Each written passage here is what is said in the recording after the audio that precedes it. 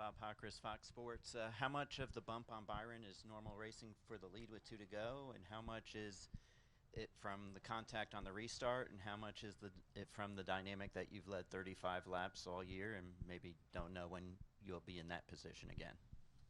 No, I mean, to me, I probably wouldn't have gone straight to the bump and run if it wasn't for how he got the lead.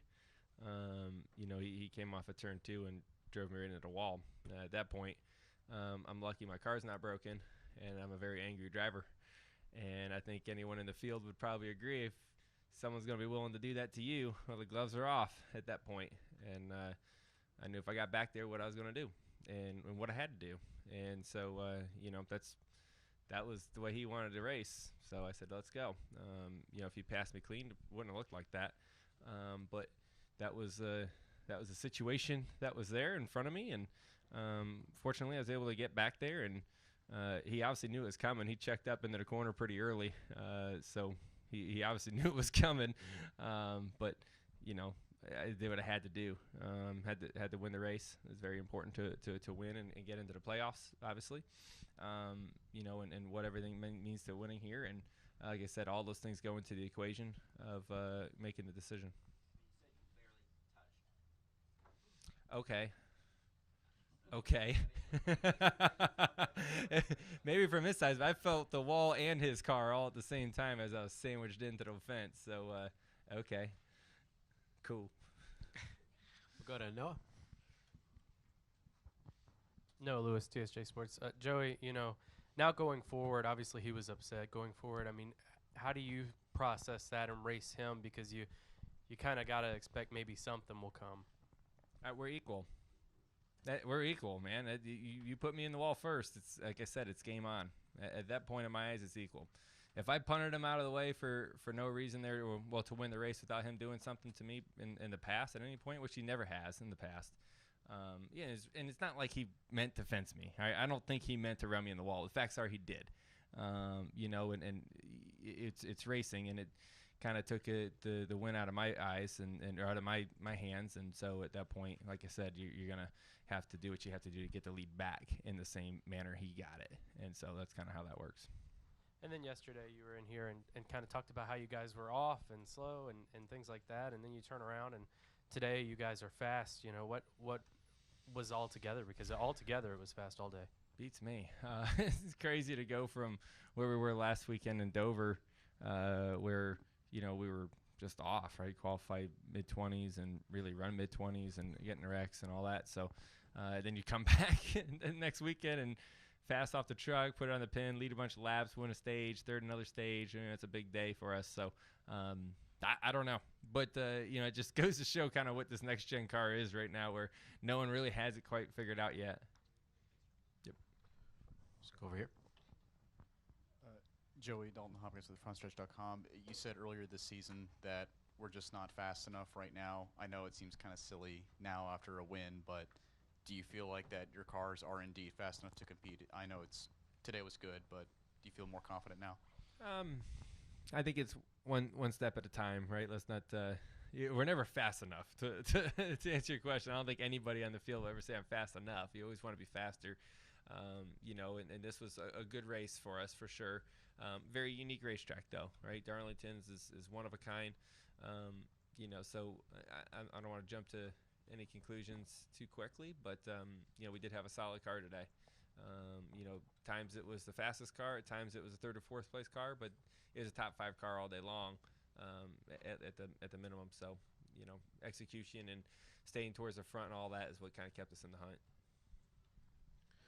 Any more questions for Joey down in the media center? We've got 2 more up front here, Mike and Matt. Great hat, by the way. I appreciate That's that. a good one.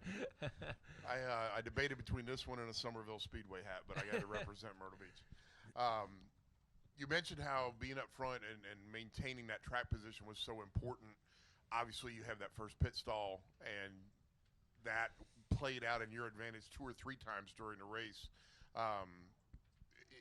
When you come into a weekend with this new car and knowing how important track position is trying to get the pole extra important because of that? Yeah, it turns out I think so.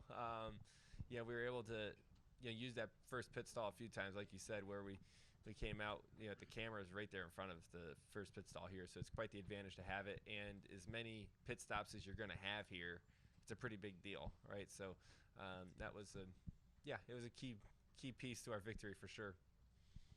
Yep. Matt Weaver, Racing America. It's kind of a similar question to the other questions about kind of the topsy-turvy season you guys have had. Is it too early to even entertain the idea that this is kind of a must-win, because you don't know if there could be 17 winners? We're on a pace to get there, but someone could break away, but it's a spec car. Is it a must-win? I don't know if it's must-win yet, but it's getting closer to it, like you said, week by week as you get different winners.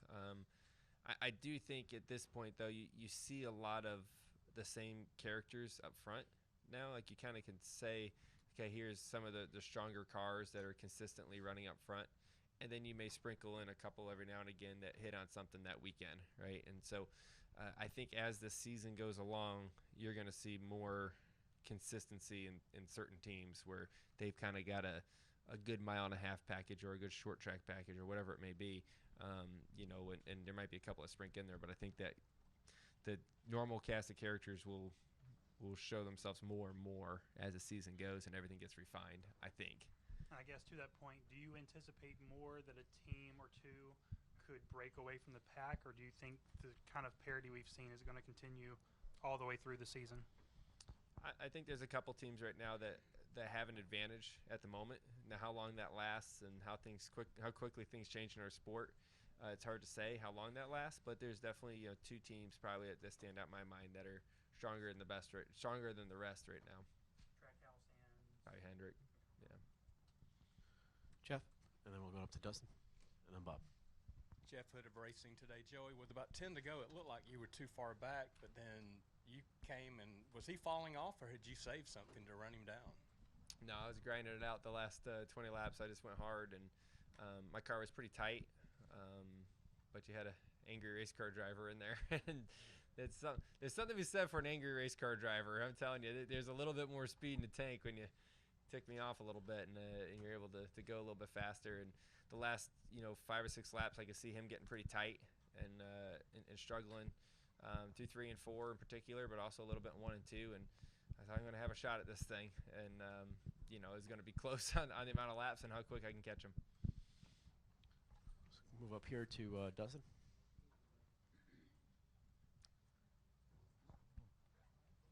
Dustin Long, NBC Sports. A couple questions. One, obviously, in one sense, it hasn't been that long since you won with winning at the Clash, but to get a win and with some of the ups and downs, what does it just mean to win for you right now? Obviously, it's great to win, right, at any point. But I think, like I said, over the last couple weeks, we've been kind of just not the greatest, and like I said, to recover and kind of go through that bit of a roller coaster ride, which you got to expect through every season. There's just kind of lulls, and then there's good times, and you got to capitalize when you have a car that can win. And that's what I kind of felt like this morning, and say, hey, this is probably the best car I've had all year long. It's the best shot I have to win. You got to capitalize when you have a car that can do it right now for sure. So that opportunity is there to get a win, and you have to grab it any chance you can, because you just don't know with this new car. And like I said earlier, our speed's been a little bit inconsistent from track to track, so you don't know when the next time you're going to have a car that's good. So we had to make the best of it when we had the chance. And also, you reference the roller coaster. Obviously, the 11 has certainly been on one, and probably maybe in one sense maybe more on the downway with some of the things have gone with them. You raced with him some today up toward the front. What did you see out of that car? Had nothing happened to him, would he have been up there with you, or did you feel like you were still a better car than them at that today? Yeah, I mean, there was a group of cars that were all pretty close, right? The 1, the 11, ourselves, the 24, the 18. We're all fast at different points. At some points, the 18 looked like he was the fastest. Times the 24 was the fastest. Times the 11 was the fastest. We were the fastest. it just kind of like depended on the run and how you manage your tires and the adjustments you made to your car. But I thought it was really anybody's race. The 11 was pretty good, but I'd say before the last green flag pit stop, I was trying to pass him, so I was right on him. So I'd say we were maybe a little better on a long haul than him, but he fired off a tick faster than me and got the lead from us. So yeah, it just kind of depends on how you want to look at it, at what point. But I'd say there was probably 4 or 5 cars under a blanket today. Yep. Bob? I have a couple more. Byron called you a moron. Do you care? Bob, I've been called a lot of things. A lot worse than moron too. I just witnessed a lot of it when I got out of the car, actually. But no, I've that's fine. Whatever. Call me what you want. And when you were describing it earlier, you said you did what you had to do. So why do you have to do? Is it because you can't afford people to drive you like that again? Is it strictly trophy, or is it playoffs? What makes that move why do you have to do that? I mean, it's like I said before, if you're willing to make the move to get the lead by doing that, right, by running a car into the wall, you have opened up the door for retaliation and to get a victory. And when it was only 20-something laps before that, you got to expect it coming. That's why he went in the corner low and slow, because he knew it was coming. So that's, yeah, I mean, is it what you have to do? Yeah, you have to do that in that situation. You're not going to get pushed around. You know what I mean? There's no, I'm not going to get bullied. I'll tell you that much. So, that's how the sport works. Our sports work like this for years. Like I said, if that wasn't how it happened, if that's not how he took the lead, I'm not making that move. I'm going to try to, race cleaner and try to, make the pass a different way. But at that point, I knew there's one way to guarantee a victory, and so I was taking that maneuver at that point. Stay up front to Alex. Alex Andreev with the Charlotte Observer. There were as many DNFs today in this race as there were at Talladega. I'm curious, where do you think that comes from? Why? Is it just Darlington? Was this race in particular? Yeah, I think these cars, we talk about this a little bit, but the cars on the slick surface, like Darlington, Fontana, right, we saw, and the bumps that go along with that too, the cars become very snappy and hard to control. When they get sideways, they just spin out. Right? The old car used to have a big sail on the side, that big door, and when it got loose, it wanted to be out there, right? And you're able to kind of catch it and work it and all that stuff. Now, this car, once it starts getting sideways, the diffuser shuts off, all these things just go the wrong way, and it wants to spin out even quicker. So there's a point where everything's really good, and then if you go past it, it's a light switch, and all hell breaks loose. And so when you take a track that has less grip and the car naturally wants to yaw out more, it puts you on that edge more. And then when you add the bumps to it, as low as we're trying to run the cars and, cars hitting the wear blocks off of 2, or whatever, however setup they have it, right? It just becomes very unpredictable when you hit a bump, and then it gets sideways quick and it's gone. So it's tricky right now as the teams try to understand how do you make speed in the car with also having the drivability and raceability in the car, and it's a pretty big challenge right now for us to figure out. I think that's why you see so many crashes, especially at tracks like this. Any final questions for Joey? Wrap it up here with Mike. I forgot last time, Mike Neff in the pits media. With the car last year, we saw a lot of people able to make speed kind of on a low line or down near the apron, and it seemed like today you might be able to do that for a couple laps, but that was about it. Was it just a matter of the aero on this car and, like you said, wanting to yaw out so much you had to go to the top line, or was it just a matter of there not enough grip down on the bottom line? Yeah, I can't say I know the answer to that, but it definitely did not seem like the bottom was as much of a play as it has been. I don't know why.